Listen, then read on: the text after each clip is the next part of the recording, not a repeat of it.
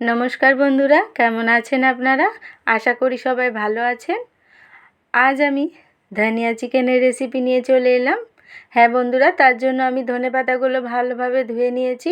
চিকেনগুলো ভালো করে ধুয়ে ছোট ছোট করে কেটে নিয়েছি। এখন আমি ধনেপাতাগুলো পেস্ট করে নেব।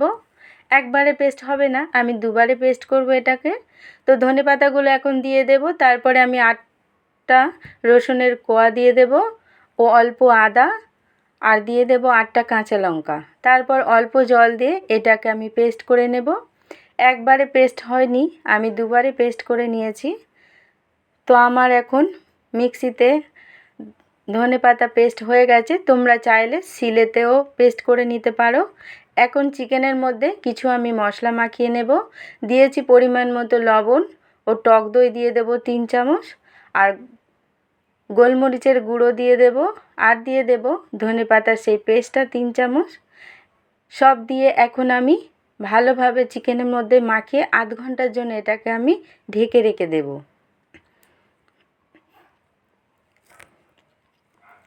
তো আধ ঘন্টা পরে আমি ফিরে আসছি রান্নাটা করে নেওয়ার জন্য। তো এখন আমি কড়াই বসিয়েছি, তেল দিয়েছি।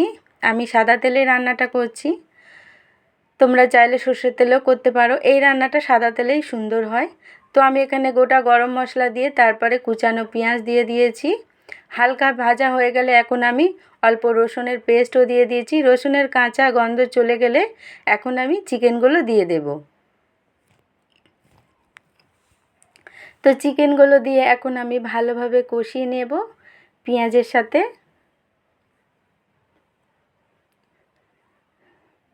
তারপর এখানে আমি কিছু মশলা দিয়ে দেব।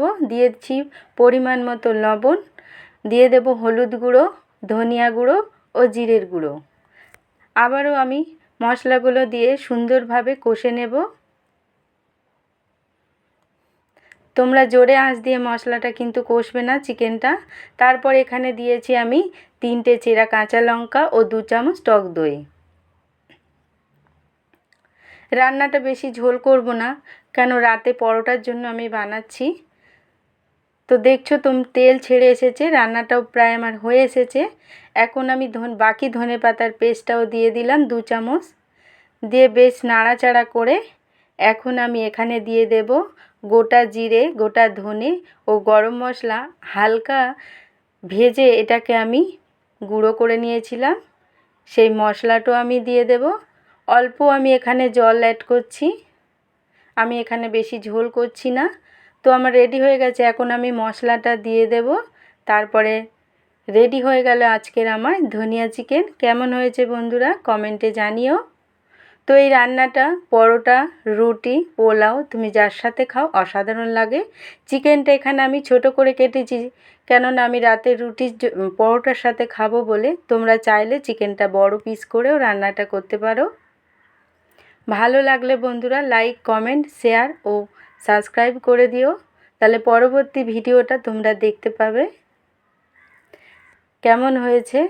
টাটা বন্ধুরা।